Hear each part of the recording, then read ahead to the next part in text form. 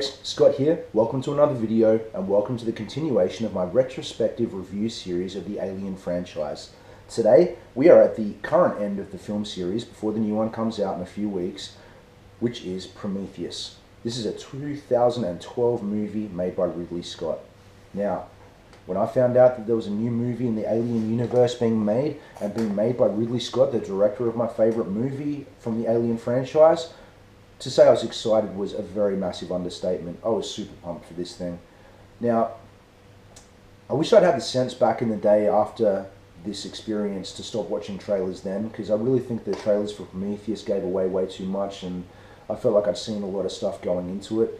It was actually interesting going into this, knowing that this focused more on the engineers, who we really only knew as the space jockey, being the iconic creature being that they found in the derelict spacecraft on LV-426 in the original Alien film. That really said this was going to be about those guys.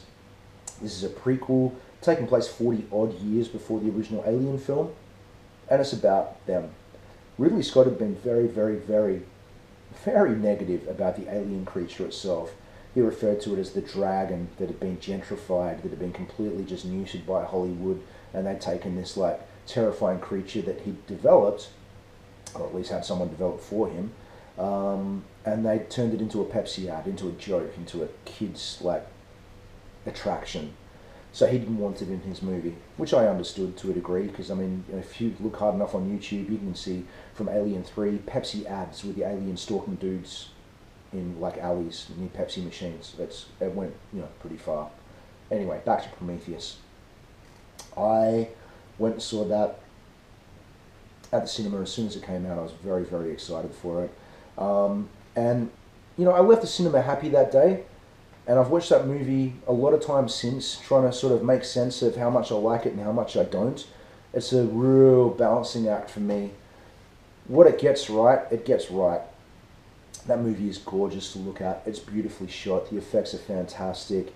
It's just really, really, really well put together film with some really, really stupid shit in the story. Almost going back to when I was talking about Alien 3 and just some of the stuff that just baffles me that they wrote into the screenplay for this. This was written by one guy and then rewritten by Damon Lindelof, who you would know from, may know from having, been a big part of the Lost franchise. I don't know which one of them made all these mistakes in this film, but there's stuff in there that I just can't move past. It's a mixed bag as far as the characters are concerned. Elizabeth Shaw being the sort of main character, and I actually really liked, but her partner Charlie was a complete dick. Some of the crew were cool. I dug the captain and a lot of them. Michael Fassbender as David the android in this is fantastic. So David and Elizabeth are really, for me, the standout characters in this. There's just so many weird things in the story that just don't make sense to me and that really frustrate me, that had they been addressed at the time of making the film, it could have been so much better. I don't know whether it's a case where Ridley Scott is so well respected and so well loved and feared by the film crews that no one would say, hang on, this doesn't make sense, or hang on, we could rework this and do a better job of it. I'm really not sure, but I don't understand some of the things they did. First example is just Charlie himself, Elizabeth's partner. He's such a dickhead. The guy's such a prick. He's rude to her, he's rude to everyone. I guess, I get that was his character and that's who he was, but he acts like a spoiled baby, throughout the movie and that, and he's very, very unlikable, which is a shame. That character could have been so much more. The biggest problems for me is the geologist and the biologist on that ship. I can't remember their name. Pfeiffer, I think, was one of their names. I can't remember the other guy's name now. Issue 1, when they first go into the building that they find on there that turns out to be housing, what was the same type of ship as the derelict ship from the original movies. They go in there and it's dark and they're all in there as a crew doing their thing. And then geologist Pfeiffer, they're like, oi, can you map this joint out for us? And he's like, yeah, and he has this whole thing about his pups, these 2 little droids, or 4 little droids that he throws up in the air, and these things fly off in every direction, and on a device that he's got on his arm, and in the main ship, the Prometheus itself, this really elaborate map gets built as these things go around. It's a pretty cool scene. And he howls about how his little pups are off doing their thing and all that, and I'm like, okay, So we're establishing this guy, apart from being a geologist, is pretty tech-minded and obviously understands mapping and the equipment utilized to map things because it was his job to do them. Pretty fair assumption, right? So whilst they're in this ship, they come across some dead engineers. He freaks out. Oh, you know, I'm a geologist. I study rocks. I don't study giant dead things. I don't want to be here. I'm leaving. So he buggers off and he convinces the biologist to go with him. In the film, it feels like it's a fair way before the rest of them leave. Basically, they're in there and they're each doing their own thing. Ellie and this other doctor are trying to, not Ellie, wasn't it Elizabeth, and this other doctor are getting this head they found of one of the engineers, and they're trying to bag it up and seal it to get it back on board the ship. And David's off being sneaky, doing what David's doing, and Charlie's off doing something else and getting upset that these things aren't alive and he can't interact with them and they're all dead, and he's just visiting another tomb just as he did as an archaeologist on Earth. And Pfeiffer and the biologist, they're supposedly left. Huge storm comes, huge storm. And these characters are all like, man, we've got to get we've got to get out of here. We've got like 15 minutes to get back to the ship, or we're all going to get killed by this, like, you know, horrific storm that's coming. They grab their shit, they run outside, they notice, they say, oh, you know, the other two must have gone. One of the vehicles is gone, or make some kind of reference to the fact that those two must have already left. So they'll get in their vehicles and they bugger off and they go back to the ship. The other two dudes are still there. And there's a whole scene talking about how they got lost and they're walking in circles and they keep coming back on an area they've already come back on. Even though it's clearly established that he has a head-up display on his thing from the mapping done by the equipment he brought and utilized to set this thing up. So he can't read his own equipment and he gets lost utilizing his own equipment. What's that all about? So then they're staying there. He's all stressed out. This is a guy who was too scared to be around a dead alien or dead, you know, engineer, that he wanted to get the hell out of there and get back to the safety of the ship. Gets lost, gets stuck there, and the captain's like, well, this storm's huge, you can't come out, you're going to have to stay the night. So next it's implied that he smokes dope, because of course smoking weed is going to make him less anxious about being in an alien ship and being lost and not being able to get back to his thing.